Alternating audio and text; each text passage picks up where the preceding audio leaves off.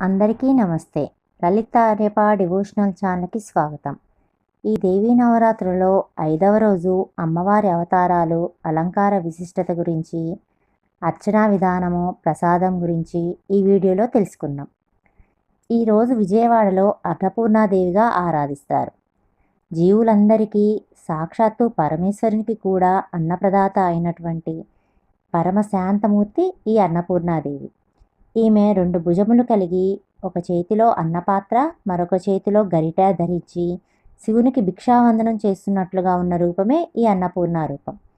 కొన్ని ప్రాంతాలలో శాంతమూర్తిగా కాళీ రూపంలో కూడా ఆరాధిస్తారు.